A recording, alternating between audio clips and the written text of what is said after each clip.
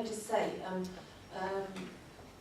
I might ask Anne-Marie in a moment if that's okay, just to brief you on some of the officer work behind the scenes she's doing, particularly around licensing, because we are aware that there's some really linking up to do. So I will do that, but just to say, we're under no illusion, and I think we have to be under no illusion, that child sexual exploitation could be happening in Bournemouth.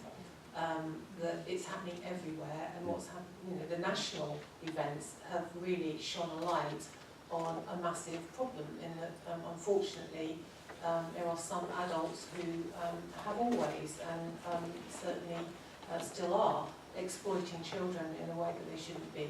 But I think that what our own holding a mirror up to ourselves, learning from the worst case scenario in Rotherham, and I remember that Oxfordshire, when their serious case review came out, the one thing they said first was that we are not a Rotherham. You know, Rotherham's the kind of, unfortunately for them, you know, a sort of worst case scenario. But looking at then the Oxfordshire and recently Sheffield, you know, in big conurbations, children, young people, girls and boys are at risk. What we are doing here in Bournemouth is on the front foot, as Councillor Wakefield described. We have a raft of actions, both strategically and operationally, with our partners, to learn from really quickly all the things that have not happened well in Rotherham and Oxfordshire, and also building on our best practice in Bournemouth and with our partners in Poole and Dorset. We have excellent relationships with the police, which is absolutely critical. But I wonder, Anne-Marie, whether you just give us a little bit of an update on some of the things you've been doing. That would help. Thank you. Yeah, no problem. I will discuss it really, I think, against the serious case review from Oxford. So the key learning for us from there was what us as professionals, so social workers, youth workers, anybody that's working with children. And one of the first things that come out of that, and again they do reference Rotherham, unfortunately for Rotherham all the way through, and it's about linking. So how are we addressing linking? And it's to pick up on a point you made yourself, Councillor Wakefield. We are working and we are linking where there's just a feeling that something might not be right, so we are not waiting until there are significant offences being committed against children. So we have a series of, first of all, we have a risk screening tool which is widely available. It also answers one of the questions that's raised in Rotherham, and one of the points in Kim's report. Police forces are linking up. So we're using a standard risk assessment tool that police forces can liaise with their colleagues across the country, because it's a consistent language and it's a consistent tool that they're familiar with. It's a risk assessment tool which, unlike many other areas of children's social care, if you like, you can capture a feeling on there and you don't need hard evidence. So the minute we think there might be something quite not right, but we don't know what the thing that isn't quite right is, we can capture that, and it allows people to do that. So it's a very early warning. What we then do is then we have multi-agency, multidisciplinary meetings where we bring everyone together to discuss those children that we are concerned about as victims. One mustn't forget that there are also going to be young perpetrators of sexual offences against children, and we must also recognise those children. So this is not just about victims, this is very much also about perpetrators.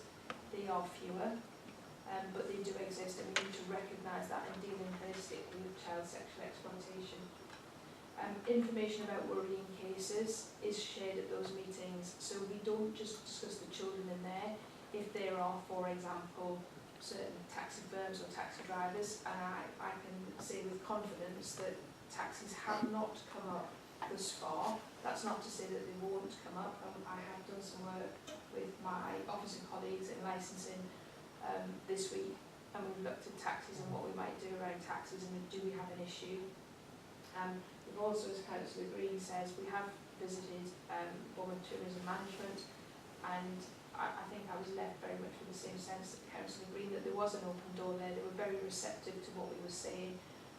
We shared with them some case examples where high-end hotels in Bournemouth had been used by people out of the area. Our police colleagues have flagged that and progressed that, so we know that we are being proactive.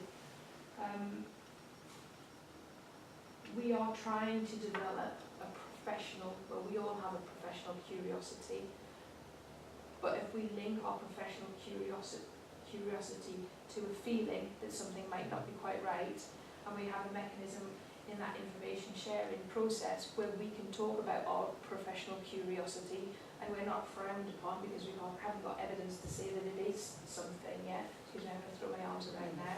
But that's how we would evidence that we are starting to learn the lessons from Rotherham, so we're not waiting till terrible things happen to children. In terms of reassurance from our colleagues in the police, because again, if we read Rotherham, it says don't just trust what the police say to you. So we don't just trust what the police say to us, we put a social worker in there to check, and the social worker will check what the police are saying to us, and we'll check the other systems, but also then our police colleagues can check that we're doing. So there is a bridge there, as is pointed out in the report. It's very much a bridge between the criminal justice processes and the social care or the youth processes. We needed someone to link those two elements of work together, and that's what that post will do. That post will also create relationships with the children that will last a lot longer than a statutory social care intervention might have done, or will last a lot longer than a criminal investigation might have done, because the longer we sustain the relationships with those child victims, the more information we'll get, and the more information we get, the more safe we can keep other children. So that's what we're doing with that. It's not finished, it's not perfect, it is a work in progress. We are learning every week, we're learning every day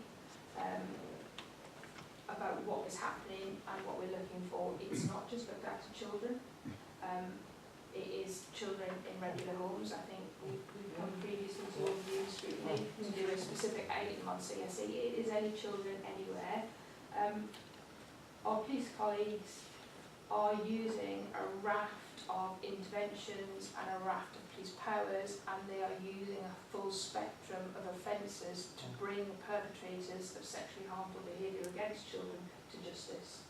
So, for example, we know it's well documented, it's well publicised how difficult it is to convict on sexual offences. When you've got victims who aren't sure that they want to make sexual disclosures to the police, that makes it even more difficult.